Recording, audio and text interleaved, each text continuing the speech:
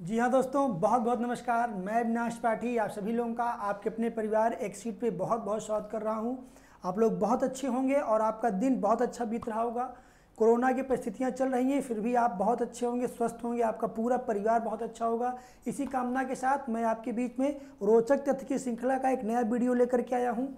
आज हम लोग एक बहुत ही शानदार मुद्दे पर बात करने वाले हैं। हालांकि यह मुद्दा इतिहास विषय से संबंध रखता है, लेकिन हमारे आम जनजीवन में, हमारे आम रिश्ते में भी यह बहुत ज़्यादा महत्वपूर्ण भूमिका अदा करता है। आज की क्लास में हम समझेंगे नियोग प्रथा के बारे में। नियोग प्रथा क्या होती है, और इसी नियोग प्रथा के माध्यम से एक ऐसी परंपरा चल पड़ी है जो परंपरा हमारे और आपके घर में या पूरे समाज में देखने को मिलती है। परंपरा ये है कि हमारे यहाँ देवर और भाभी के मध्य एक हास परिहास वाला या एक मजाकिया संबंध पाया जाता है। यानी बहुतायत आपने देखा होगा कि देवर अपने भाभियों के साथ और भाभियां अपने देवरों के साथ हास परिहास या मजाक करती हैं, और होली आदि विभिन्न मौक़ों पर यह हास परिहास अपने चरमोत्कर्ष पे पहुंच जाता है। तो आज की इस छोटे से वीडियो में हम ये जानेंगे कि नियोग प्रथा क्या थी, साथ ही हम इस विषय वस्तु का विवेचन करेंगे कि कैसे नियोग प्रथा के माध्यम से देवर और भाभी के मध्य मजाकिया संबंध विकसित होता है। तो हम इस चैप्टर को या इस टॉपिक को हम लोग 3 भागों में बांट के देखेंगे। पहले हम देखेंगे कि नियोग प्रथा क्या है, फिर हम देखेंगे नियोग प्रथा क्यों की जाती थी, फिर हम ये देखेंगे नियोग प्रथा के क्या नियम थे। ये 3 चीज़ जानने के बाद हम नियोग प्रथा के माध्यम से देवर और भाभी के रिश्ते को समझने का प्रयास करेंगे। देखते हैं, पहले हम लोग ये जानते हैं कि नियोग प्रथा क्या है। अगर इसको हम बहुत साधारण भाषा में कहें तो नियोग प्रथा का मतलब होता है कि किसी महिला का अपने पति के अलावा, यानी या तो पति जीवित हो या पति मर गया हो, तो किसी महिला का अपनी पति की उपस्थिति या अनुपस्थिति में किसी अन्य व्यक्ति के साथ शारीरिक संसर्ग करके और पुत्र प्राप्त करना नियोग प्रथा कहलाता है। यानी अगर कोई महिला है, उसका पति जीवित है या उसका पति जो है वो जीवित नहीं है, दोनों ही कंडीशन में अगर वह पति की सहमति से वह स्त्री किसी अन्य पुरुष के साथ शारीरिक संबंध के माध्यम से किसी बच्चे को जन्म देती है, इस प्रथा को क्या कहते हैं, नियोग प्रथा कहते हैं। बहुत साधारण सी बात है। अगला हम देखते हैं कि नियोग प्रथा क्यों की जाती थी। ध्यान समझेंगे, नियोग प्रथा है क्या। जैसे मान लीजिए कि कोई पुरुष है, ध्यान समझेंगे, मान लीजिए कि कोई महिला और कोई पुरुष है और दोनों की शादी हो जाती है और पुरुष के साथ 4 कंडीशन हो जाए। पहली कंडीशन क्या है कि महिला का पति मर जाए, या महिला का पति भाग जाए, या महिला का पति पागल हो जाए। चौथी कंडीशन है कि महिला का पति संतान उत्पत्ति करने में अक्षम हो। यानी 4 कंडीशन है। पहला, महिला का पति मर जाए, दूसरा, महिला का पति भाग जाए, और तीसरा, महिला का पति पागल हो जाए। इन तीनों ही कंडीशन में हम ये मानेंगे कि महिला का पति नहीं है, मर गया है तो नहीं है, पागल है तो उसका होना भी ना होने के बराबर है, और भाग गया है तो महिला के जीवन से अलग हो गया है। यानी इन तीनों परिस्थितियों में महिला के पास उसका पति नहीं है। और चौथी कंडीशन है, महिला का पति है किंतु इस पति के माध्यम से महिला पुत्र को जन्म देने में अक्षम है। तो ऐसी कंडीशन में महिला को यह अधिकार प्राप्त होता है कि महिला अपने किसी भी निकटतम संबंधी के साथ, ध्यान समझेंगे, अपने किसी भी निकटतम संबंधी या अपने समगोत्री पुरुष के साथ बिना शादी किए शारीरिक संबंध के माध्यम से पुत्र को पैदा करे। ये जो परंपरा है, इसकी जानकारी हमको वैदिक साहित्यों में मिलती है, या कहें कि ऋग्वेद में मिलती है। और इस परंपरा का बहुत भयंकर वर्णन, बहुत विस्तृत वर्णन मनुस्मृति में किया गया है। आज के समाज में परंपरा हमको देखने को नहीं मिलती, लेकिन वैदिक काल में ये परंपरा बहुत फेमस थी। यानी वैदिक काल में अगर किसी महिला का पति मर जाए, महिला का पति भाग जाए, महिला का पति पागल हो जाए, या महिला का पति संतान उत्पत्ति करने में अक्षम हो, तो ऐसी कंडीशन में महिला को अधिकार प्राप्त था कि वो अपने निकटतम संबंधी या अपने कुल के किसी व्यक्ति के साथ या अपने गोत्र के किसी व्यक्ति के साथ वो शारीरिक संसर्ग के माध्यम से पुत्र की उत्पत्ति करती थी। अब हम दूसरा प्रश्न ये जानेंगे कि नियोग प्रथा क्यों की जाती थी, आखिर इतनी आवश्यकता क्यों थी नियोग प्रथा की। तो आप जानते हैं कि मानव का जीवन हमेशा से ही युद्ध प्रिय रहा है, और युद्ध करने के लिए 2 चीज़ों की आवश्यकता होती है। पहला हथियार, और दूसरा हथियार चलाने वाले पुरुष की। आप सोचिए कि पूरा का पूरा वैदिक काल जो था, वैदिक काल से युद्ध होना प्रारंभ हो गए थे। दशराग युद्ध का वर्णन हमको वैदिक काल में ही मिलता है। यानी वैदिक काल में भी युद्ध होते थे। तो युद्ध करने के लिए किसकी आवश्यकता थी, तो संतान यानी पुत्र और पुत्रियों की आवश्यकता थी।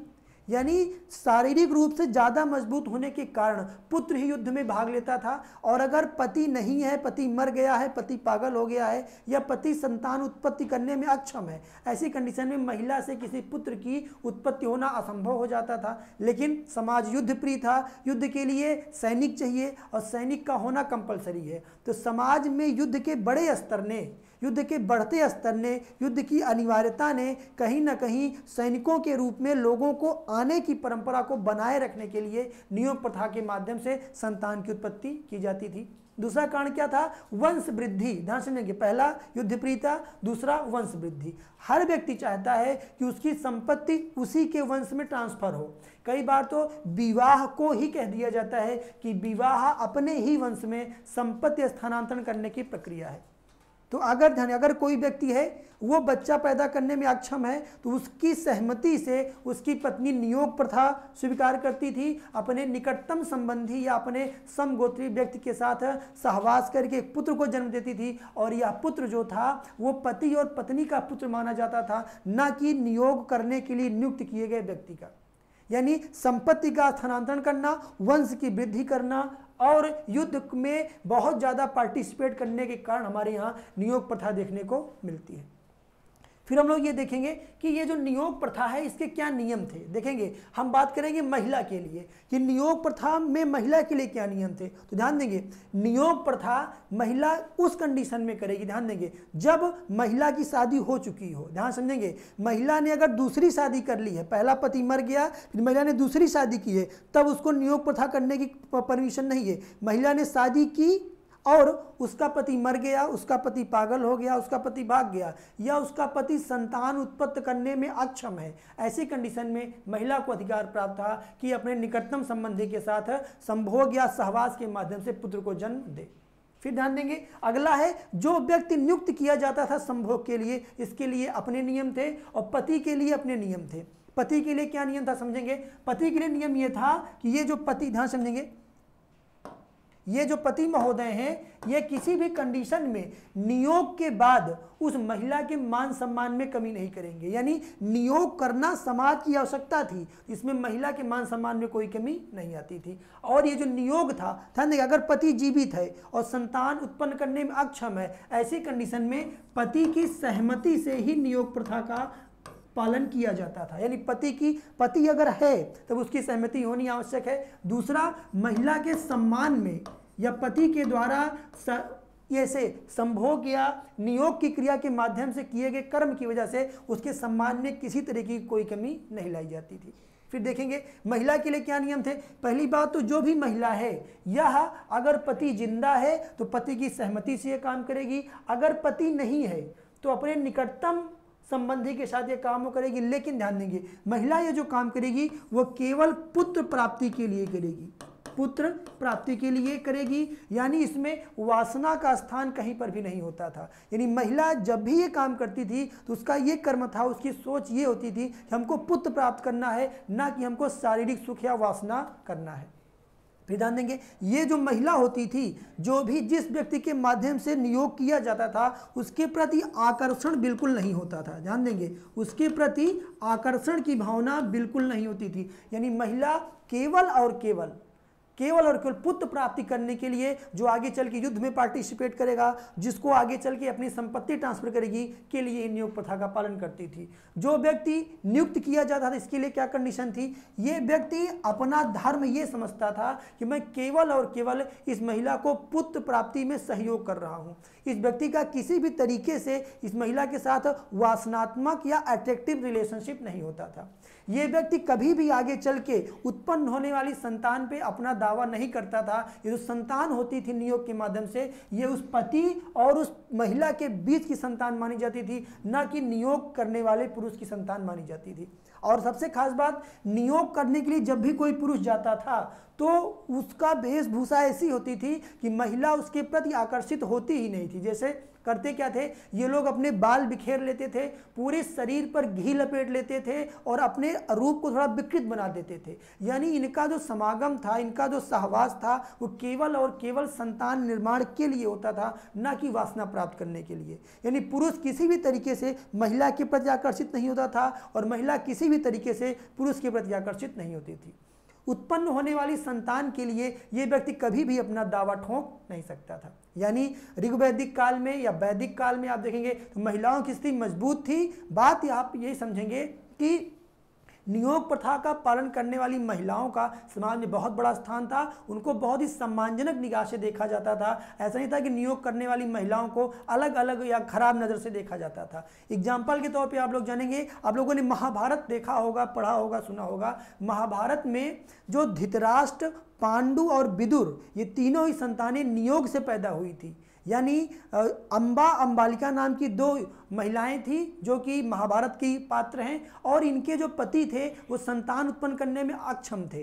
तो इन्होंने नियोग प्रथा का पालन किया और महर्षि वेद व्यास के सहवास से या संसर्ग से इन्होंने पुत्र प्राप्त किए थे। और इनको आगे चल के धृतराष्ट्र और पांडु और विदुर नाम के 3 पुत्र प्राप्त हुए थे। आगे चल के पांडु, जिनसे पांडव पैदा हुए थे, पांडवों यानी पांडु भी पुत्र उत्पन्न करने में अक्षम थे। इस वजह से उनके जो 5 पांडव पुत्र हैं वो भी नियोग नामक प्रथा से ही उत्पन्न हुए हैं। यानी नियोग भारतीय संस्कृति की एक कला है, एक खूबसूरती है। इसमें नारी को बराबर सम्मान प्राप्त था और युद्ध प्रियता और संपत्ति ट्रांसफर के लिए इस प्रथा का पालन किया जाता था।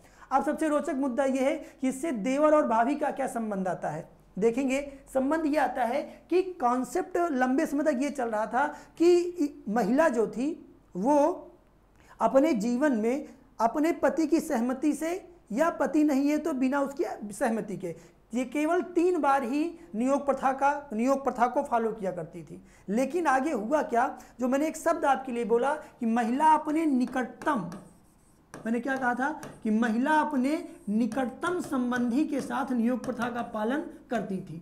आगे चल के ये निकटतम संबंधी वाला कॉन्सेप्ट हट जाता है और इनका स्थान कौन ले लेते हैं, देवर ले लेते हैं। क्या ले लेते हैं, देवर। यानी महिला नियोग प्रथा में महिला के साथ उसके पति का छोटा वाला भाई ही एक नियोग प्रथा में उसके साथ पार्टिसिपेट करता था। यानी आगे चल के ये कॉन्सेप्ट हट जाएगा और केवल देवर जो होते थे वही नियोग प्रथा में महिला के साथ भाग लेते थे। यानी अगर किसी महिला को कोई देवर था तो एक संभावना ये बन जाती थी कि अगर कभी भी इसका पति नहीं रहा तो नियोग प्रथा के लिए कौन नियुक्त किया जाएगा, देवर नियुक्त किया जाएगा। और यहीं से शुरू होता है संभावनाओं ने हमेशा से ही नए आयाम गढ़े हैं। तो देवरों के लिए एक संभावना सी बन जाती थी कि आज नहीं तो कल अगर नहीं रहेंगे, हमारे भ्राताश्री नहीं रहेंगे तो हम भाभी जी की सहायता करेंगे पुत्र प्राप्त करने में। तो निकटतम संबंधी से कॉन्सेप्ट कहाँ जाता है, देवर पे आ जाता है। यानी आप ये कह सकते हैं कि बाद में नियोग प्रथा ऐसी हो गई थी कि महिला अपने पति की रहने या न रहने की कंडीशन में अपने देवर के साथ शारीरिक संबंध स्थापित करके पुत्र प्राप्ति करती थी। और यहीं से देवर और भाभी के बीच एक क्या कहते हैं नाट्यात्मक रिश्ता होता है, एक चंचलता वाला रिश्ता जन्म लेता है और दोनों में मजाकिया जो संबंध है वो स्थापित हो जाता है। यानी यहीं से दोनों में रिश्ते में एक अजीब सा चुलबुलापन आता है और आगे चल के आज तक हमारा स्वरूप ऐसा चलता आ रहा है कि देवर और भाभी का संबंध न केवल हास परियास का बल्कि अजीब ही चंचलता उसमें देखने को मिलती है। ऐसा एग्जाम्पल आप लोग होली के अवसर पर गाँव में देख सकते हैं। बहुत शानदार लाइन कही जाती है देवर और भाभी के संबंधों को लेकर के, मैंने लिखा है, आप देखेंगे। कहा जाता है न कमरा जान पाता है न अंगनाई समझती है, देवर का दिल कहाँ अटका है केवल भौजाई समझती है। तो आपको टॉपिक कैसा लगा आप लोग मुझे कमेंट करके जरूर बताइएगा। साथ ही आप लोग कोरोना काल की परिस्थितियों में अपने आप को बचा के रखिए, स्वस्थ रहिए, मस्त रहिए। मिलते हैं नए वीडियो में, तब तक के लिए बहुत बहुत धन्यवाद।